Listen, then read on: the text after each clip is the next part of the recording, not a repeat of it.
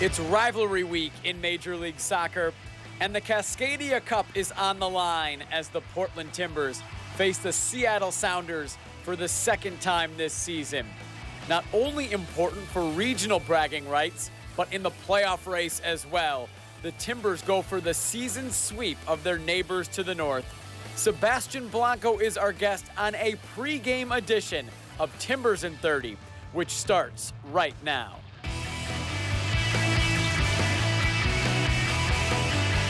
This is Timbers in 30, presented by AT&T. Welcome to Timbers in 30. I'm Jake Siven. If you're watching this as it airs on Fox 12 Oregon on Friday evening, we hope you're settling in for Timbers and Sounders kickoff in just about 30 minutes at Providence Park. We're going to get you ready for that game with our guest, Timbers midfielder Sebastian Blanco. Sebastian, thanks for coming on. It's a pleasure, like always. Let's start with the rivalry. What does it mean to you, Portland and Seattle? It's a special week. It's good because we play Friday, because Sunday I can't wait. It's too long for me. But the people make it feel that it's a special week too. For me, it's very exciting. So it's a different week. We prepare different mentally, physically. It's a different cup for us. Play against Seattle is different than other games. You talk about the emotion of it all, and fans really want to see a little extra passion from players. You have shown that. We saw Brian Fernandez in the opening with Roman Torres going back and forth. But for you, is that important? Are you considering that, right, I've got to show this, I've got to make sure that I'm leading in little feuds here and there? Yes, now Brian helped me a lot, so we changed. I think sometimes they're looking for me for fight, and sometimes just happen. I think because it's a special game, too much pressure in the game, outside too. But I think just happen everything on the game and finish. But we play different with more tension. You yourself, individually, you've had success against Seattle. In your last 6 games, you've had 3 goals, 1 assist. Why have you been successful against Seattle? I don't know, but I feel happy because like I told you before, for me it's a special game. So if I can score or assist or help to my team, I feel happy. So I think the last game or in my 3 years here, we have more wins against Seattle than lose. I think we played and we game different every game. For us, it's like a final. This match is the final one of the 2019 Cascadia Cup. The Timbers have the upper hand in the Cascadia Cup this season and will win the Cascadia Cup with a win or draw against Seattle. The Sounders can win the Cascadia Cup only if they win. Vancouver has played all of its Cascadia Cup matches, cannot win the trophy this season. They're eliminated. The Timbers on playing the Sounders is our Advocare training report.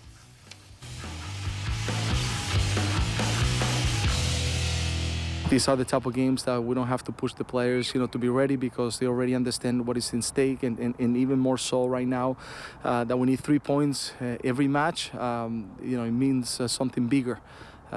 So every time that you can play for for a cup as well is something important, and with your rival is a game that brings so many emotions, and we're excited about playing again against them in this Friday, and already putting behind Atlanta, which was a difficult result. It's a rivalry. Everyone knows the battle between Portland and Seattle, and it's going to be an amazing atmosphere at home, and we are ready to battle it out again on Friday, and the boys are ready. We're all feeling good, and positive vibes on the field. It's great. I think it's a great game for the fans. They love these type of games, and I think the team is ready because it's really important to get the 3 points, and I think everyone is ready for that. The local Ford stores look ahead on the Seattle Sounders, who are 11-8-7. They have 40 points, 3 more than the Timbers. They've currently gone 4 straight games without a win, and they aren't great on the road this season. 3-6-4 away from CenturyLink Field. The Timbers and Sounders played a month ago in Seattle. The Timbers won 2-1. Ross, Seattle's coming off a 2-2 draw against the LA Galaxy, where they were up a man for 84 minutes, but still managed only a point. Struggling time, disappointing time for the Sounders and manager Brian Schmetzer. Only 1 win in the last 6 matches. They've been leaking goals. 11 goals they've conceded in the last 4. Part of the reason, Roman Torres, he's He's in the midst of a 10-game suspension for testing positive for performance-enhancing substances. So while they've struggled at the back, up front, they're still the threat. The expected front four, they've scored 26 of the team's 40 goals. Harry Shipp, very technical. Jordan Morse, he provides pace. Raul Ruiz-Diaz, he's a poacher goal scorer. And Nicholas Ladero, 11 assists. He can open up a game. You look at the Sounders, though, Sebastian, and you've said since you've come here, you've been successful as a team, individually. Why do you match up well against the Sounders as a team? I think we changed the mentality about the last game. We need to be more mature. I think we need to play, like you tell me, more like a team. I think they have too many mistakes, but we need to be patient. It's a 90 minutes. We play at home. We need to take the control of the game. I think we're ready. We want to change the last game, and I think we won the Cascadia Cup. It was in the Seattle match last season at home where you debuted, at least here, the Chucky mask. Yeah. And you brought it back. You scored a goal against Vancouver Ward in the log ceremony. And then against Chicago, pre-game, there was a painting on the sidewalk, and you had the whole outfit ready to go. First of all, where did that come from, and the outfit? How long have you had that? First one, I want to say thank you for the people for painting. Yeah.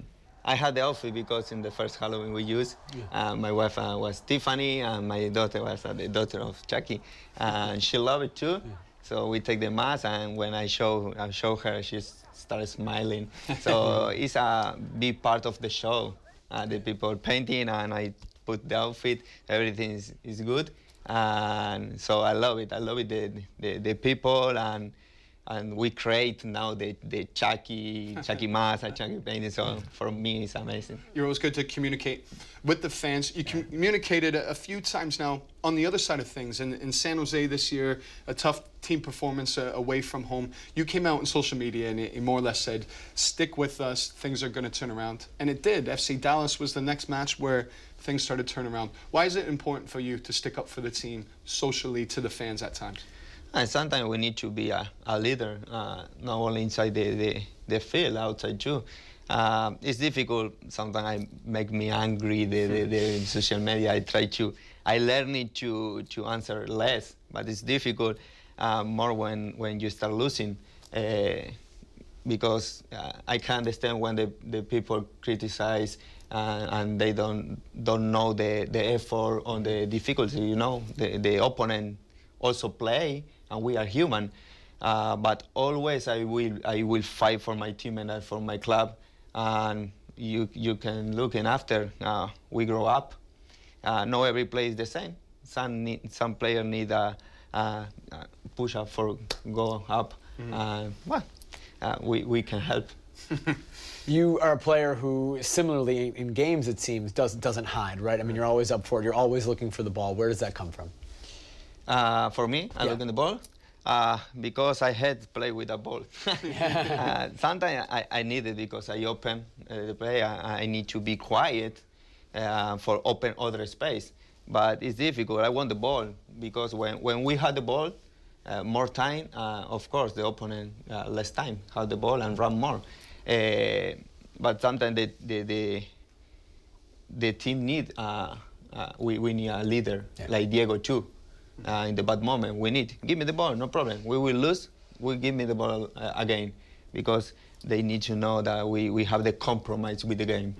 We've got to go to a break right now. Sebastian, you're going to stick around, though. You'll be back a little bit later with Ross at the Telestrator. Okay. We look forward for that, and thanks for coming on. Here are the particulars for the Sounders and the Timbers match, 7 p.m. Friday night. That's, of course, right after we finish up here on Fox 12 Oregon. You can switch over then to ESPN to watch the match that will decide the 2019 Cascadia Cup winner. And if you're headed out, pick us up on the radio, 102.9 750 The Game. Following the reopening of Providence Park earlier this summer, you now have a chance to see the Timbers in person. Limited availability remains for select matches, so grab the best seats before they're gone. Your tickets, starting at $23, can be reserved at timbers.com. But later on in the show, as I mentioned, Sebastian Blanco, Ross Smith, they're going to the Telestrator to break down Blanco's game, his final passes on this month's X's and O's. But first, up next, it's the breakaway, where we look around the league. We'll give you the details on the newest city just announced for MLS expansion. Now back to Timbers and 30, presented by AT&T. Let's take some time to look around MLS on the breakaway, and we'll begin in the heartland, the Midwest. The newest MLS team will be in St. Louis, Missouri. It's official, the 28th team in the league. Expansion was announced on Tuesday. They'll start in 2022, still a few years away, in a new stadium in downtown St. Louis. A new stadium that will cost a reported $250 million. There's an ownership group made up of the first female majority-owned club in MLS history, and a market that seems ready for a third major league sports team for the city. There was a lot of excitement that seemed to fill the room with good reason. An announcement made in front of a vibrant and electric crowd. The landscape of the league continues to change and move forward. It is a historic soccer city in America, St. Louis. Now they will have an MLS team for the first time. 24 teams right now for MLS. Miami and Nashville join next year. Austin in 2021, St. Louis in 2022, and the current plan is to go to 30, so there are still 2 spots to be determined. But Carlos Vela scored a penalty kick in LAFC's 2-0 win at Real Salt Lake this weekend, his 24th goal of the year. He also has 15 assists. His 39 goals and assists combined is the new MLS single-season record. And 24 goals through 25 games. He's on course to break MLS season goal-scoring record. 31 goals set by Joseph Martinez just last year. But the 15 assists along with the goals, that's what is most impressive. He is what is arguably the most complete player in the league, and he has done just about everything right since being named the club's first ever signing before their inception last year. He's done everything right except beat LA Galaxy. Will he do that this weekend? They can do that this weekend. They'll have a chance at least. Another coaching change in MLS. Montreal fires Remy Gard on Wednesday. They hire Wilmer Cabrera, who was fired by Houston last week. CEO Kevin Gilmore, he's come out with a statement that has said they need to bring back the confidence in this group and change the way the team acts on the field. Those are some strong words. This is a strange relationship all year long with Remy Gard. He was reported wanted by European clubs. Next thing you hear that Montreal Impact want to fire him, but the play, the style, it never really convinced you. But neither did Wilmer Cabrera. That's a strange signing. As attacking as Houston Dynamo were, and he changed them, he never seemed to evolve that team. He'll go straight into rivalry week. It's rivalry week across MLS, and later on, Ross is going to battle a Timber supporter in picking some juicy matchups this weekend. But up next, Sebastian Blanco is back with us for a special X's and O's. He joins Ross at the Telestrator to look at some of his best passes of the season. Now back to Timbers and 30, presented by AT&T. About a month ago, on July 21st, the Timbers beat the Seattle Sounders 2-1 at CenturyLink Field. Sebastian Blanco assisted the game-winning goal in that match. And now he joins Ross Smith at the Telestrator in this month's X's and O's, presented by Auric Solar, to break down that moment and a couple other of his better plays from this season. On their day, the Timbers have one of the best attacking teams in the league. On his day, he has one of the best final balls in the league. Sebastian, I want you to take us through what you see, why the positions you take up before you make that final killer pass. Let's go back to the Seattle Sounders at CenturyLink. This is Brian Fernandez, his second goal. Timbers in the white kits. There's you out wide. Just want to look at, as the Timbers start to build up, why are you out here? Why haven't you started to go in behind? Why are you so wide out in this space? Why that position? What are you seeing? In that game, we try to play more compact, so try to not play too deep and open the space for confuse the left back and open the space for Brian because he's fast player. And when I play in right, I have this pass, so he make that diagonal too many times. When we look at Brian, it's a fantastic run. At what point have you seen Brian Fernandez? At what point do you know you're going to be making this lovely pass in behind? When I touch the ball, I know that I'm very far to the score, and I don't have too many teammates for connect. Yeah. So I try to the diagonal for Brian. You know already all the space in behind. I know he always run, so yeah. I try, yes. Oh, it's a fantastic weighted pass, a fantastic moment just after the Sounders have scored as well. So yes. A pivotal time. Brian Fernandez does the rest. Let's look at different positions where you affect the game. Now I'll just circle you here, and you start to come inside. You were just telling me off camera how you love to take up these positions, and so I'll just freeze it right about here when you come in centrally. There's you on the ball. What are you seeing around here before you make this pass in behind? I love this pass. This pass is perfect for open a very compact defense, a very low defense like this one. The right back tried to go with Morita. Yes, Morita here, open with Jorge, and we disorganized the defense. And Brian, he take the one central back, and he waiting for Jorge, and he running. When this guy running, and the central back stop, he beats Sugar 100%. So Bornstein, he's got a difficult one because he's thinking about Morita. You can see his face, and he looking here, and he is concentrate for him. So all this right before you hit this lovely pass, you're surveying so much going on here, and we see this nice weighted, lofted pass in behind the rear. He springs into action, and it leads to a fantastic goal. Morita, as you said, has pushed up the pitch, and he's able to follow after up. Perfect definition, And tucks it away nicely. Final one, let's look at versus Atlanta United. Just at the weekend, is so close to Diego Valeri with his goal. This in transition, and you find yourself in all kinds of space. When you get on the ball, how did you get into this position? And at what point do you see Diego Valeri on this side? I saw when I touched the ball, but I waiting for more close the box, because Brian, when he stopped and waiting for the cut pass, he gave me the open space for Diego. So you're waiting for Brian Fernandez, his movement. Yes. I know you talked about this moment was key for you. Why? This is our best moment because we are very aggressive in transition. But now he waiting for Brian. Brian stopped and gave me the opportunity for give a pass to Diego, but so close. Very close, yes. You were saying that Diego, he's waiting. Yeah, so I think waiting for the offside. Yeah, I know.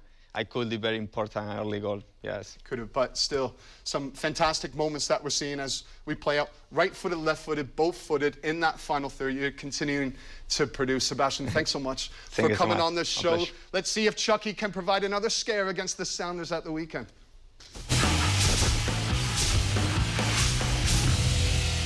The Portland Thorns were trying to stay atop the NWSL last Saturday when they hosted the Washington Spirit in the 5th minute. Ball into space for Christine Sinclair. Her cross is cleared, but only as far as Haley Rasso, who curls in. A beautiful finish to make it 1-0 Portland Thorns 5 minutes into the game. 14 minutes later, in the 19th minute, Thorns corner, Tobin Heath's service is turned in by Emily Sonnet. And the lead is doubled not even 20 minutes in. 63rd minute, another corner, another goal. This time it's the legend Sinclair. A composed finish to make it 3-0. Washington would get a late goal. It was a stunner from Andy Sullivan, but the Thorns win 3-1 to stay in first place in the NWSL. And this weekend, it's a big match at the top of the standings. The Thorns hosting the Chicago Red Stars Sunday at noon at Providence Park. Get tickets to the match at thornsfc.com.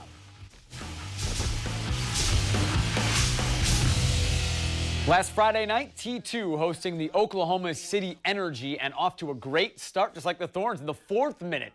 Foster Langsdorff heads a ball down to Gio Calixtro, who finishes with gusto. T2 takes a 1-0 lead. It's 1-1 in the 28th. Another great finish. It's kind of similar. This time, it's Ryan Sierakowski from Christian Ojeda. It was 2-1 at halftime, but OKC scored 3 in the second half. T2 falls to the Energy 4-2. Saturday night, T2's back on the road playing at the Las Vegas Lights on Saturday at 7:30. You can watch their match on ESPN+. Coming up after the break, Ross versus a Timbers supporter. They're picking rivalry week when we return. Now back to Timbers in 30, presented by AT&T. Welcome back. Just minutes away from kickoff between the Timbers and Sounders. We're going to get Ross's final keys for this match in a moment.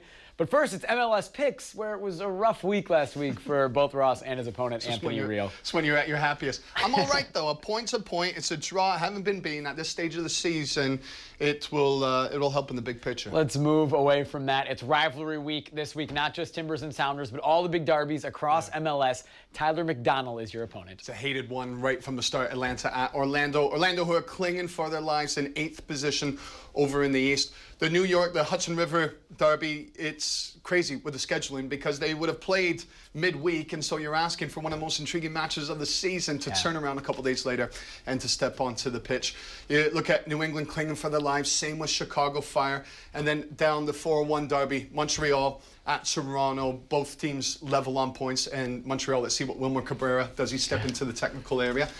On to the Western Conference. Vancouver, you would say they're out of it now, 10 points adrift from a playoff position. San Jose also played midweek, so what are their legs going to be like? But let's get straight down to LA Galaxy, LAFC, El Tráfico. LAFC have yet to win a game against LA Galaxy. So for the Galaxy, is it all about Ibrahimovic as he's celebrating in front of Bob Bradley yet again if he scores? You guys both think LAFC will finally beat the Galaxy. But going back to the matchup that's just a couple minutes away, Timbers and Sounders.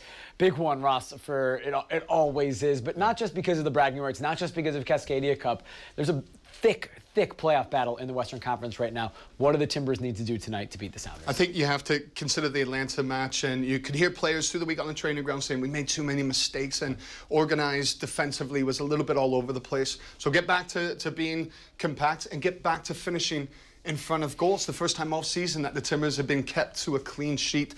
They did have chances, they just didn't have that final moment. I think the Timbers match up very well against the Seattle Sounders. The big question mark for me, who carries the game? And if it's Seattle Sounders bunkering in, can the Timbers break them down? They showed that they can do it against Vancouver Whitecaps when they got behind the ball. Against another Cascadia rival, can they do it? Well, we'll find out in just minutes. Timbers and Sounders kicking off in minutes at Providence Park. You can watch this match on ESPN. You can also listen on the radio. Ross, Nat Borchers, and myself will have the call on 7:50 The Game. That's it for us tonight on Timbers in 30.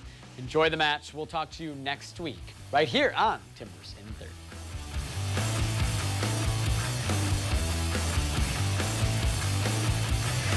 Thank you for watching Timbers in 30, presented by AT&T. For more on the club, visit timbers.com.